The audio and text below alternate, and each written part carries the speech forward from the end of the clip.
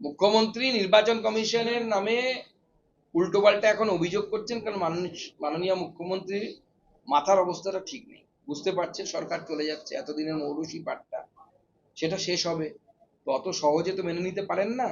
তো সেই রকম ভুলভাল বকছেন। কোনো তথ্য দিয়ে তো দেখাবেন যে মহিলাদের নাম বাদ করেছে, যে তথ্যটা কোথায়? তথ্য দিতে পারছেন না। মহিলা না অন্য মদই অন্য কিছু বলতে চাইছে, সেটা ভালো করে জিজ্ঞেস। যুদ্ধ এমন একটা পরিস্থিতিতে হচ্ছে যেখানে আমার আপনার কারোরই কিছু করার নেই, রাহুল গান্ধীরও কিছু করার নেই, মমতা বন্দ্যোপাধ্যায়েরও কিছু করার নেই, নরেন্দ্র মোদীরও কিছু করার নেই। কিন্তু এই পরিস্থিতিতে আমার মনে হয় রাজনীতির ঊর্ধ্বে উঠে সমস্ত দেশবাসীকে, সমস্ত রাজনৈতিক দলকে এক ছাতার তলায় এসে এক বক্তব্য রাখা উচিত। কিন্তু দুর্ভাগ্যের বিষয় আমাদের বিরোধীরা কিন্তু সেটা বলছে না, তার উল্টোটা করছে। এটা অত্যন্ত চিন্তার বিষয়। দেশের স্বার্থ সবার আগে, এই মানসিকতা নিয়ে আমাদের বিরোধী দলগুলো কাজ করছে না, যাতে মজুতদাররা এই যুদ্ধ পরিস্থিতিকে কাজে লাগিয়ে বেশি বেশি সিলিন্ডার বুক করে এরোর নামে বেনামে যাতে জমা করতে না পারে, সেই জন্য এই নিয়মকানুন চালু করছে, যাতে সবাই সাধারণ মানুষ, যে কোনো সাধারণ মানুষের একটা সিলিন্ডারে 1 মাস যায় বা 30-35 দিন চলে যায়। সেই হিসেবে ডবল সিলিন্ডার মানে তার মিনিমাম 60 দিন যাবে। তো 60 দিনের জায়গায় 35 দিনের একটা গ্যাপ পিরিয়ড দেওয়া হয়েছে, 35 দিন পর পর গ্যাস দেওয়া হবে, যাতে জমা না হয়, বেআইনিভাবে কেউ জমা করে মানে ব্যবসা করতে না পারে, কালোবাজারি করতে না পারে, তার জন্য এই সিদ্ধান্ত নেওয়া হয়েছে।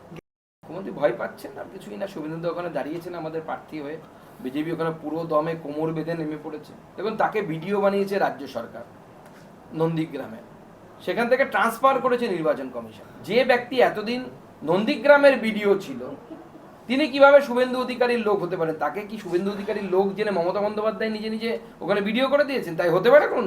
সম্ভবত স্যাবোটাজ, কারণ নির্বাচন কমিশন এই কাজের সাথে যুক্ত যে কর্মী তাকে সাসপেন্ড করে দিয়েছে।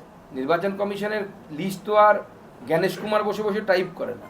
মুখ্যমন্ত্রী বলছেন তো জ্ঞানেশ কুমার বিজেপির লোক, মুখ্যমন্ত্রীর বক্তব্য হচ্ছে জ্ঞানেশ কুমার, তাকে আবার ভ্যানিশ কুমার না কি বলছে।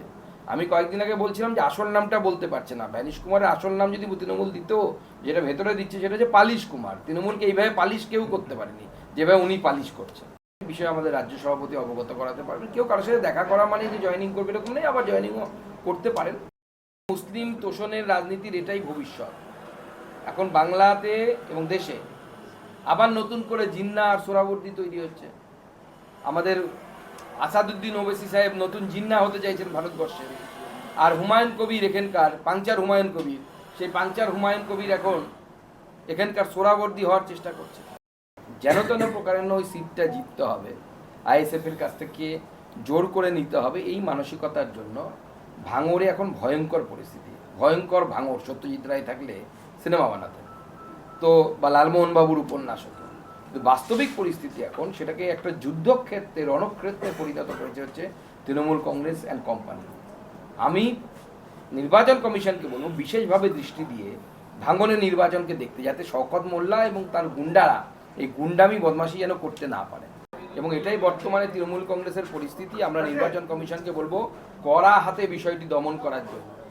আর যদি নির্বাচন কমিশন এটা করতে না পারে, অর্থাৎ জেলা প্রশাসন যদি কিছু না করে, প্রয়োজনে আমরা এই নির্বাচনের মধ্যে আন্দোলন করতে বাধ্য হবো, ডিএম অফিস ঘেরাও করবো। তৃণমূলে তো গোষ্ঠীদ্বন্দ্বই তো আছে, আর কি আছে? তৃণমূল বলে কিছু আছে নাকি? তৃণমূলে যদি পুলিশ যদি না থাকে, তাহলে দেখবেন তৃণমূলটাই থাকবে না, উবে চলে যাবে।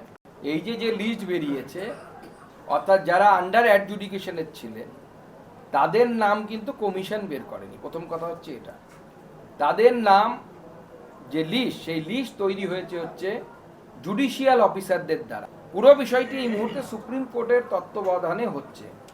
তৃণমূল কংগ্রেস রাজনৈতিক উদ্দেশ্য প্রণোদিতভাবে বারবার নির্বাচন কমিশনকে টার্গেট করার চেষ্টা করছে। আমাদের আগে এবং পরে যেখানে এসআইআর শুরু হয়েছিল, সব জায়গায় নিশ্চিন্তভাবে এবং খুব মানে কি বলবো, পিসফুলি, শান্তি শৃঙ্খলা বজায় রেখে এসআইআর কমপ্লিট হয়ে গেছে। বিহার, উত্তরপ্রদেশ, অনেক জায়গায়। একমাত্র ঝামেলা এখানে হচ্ছে।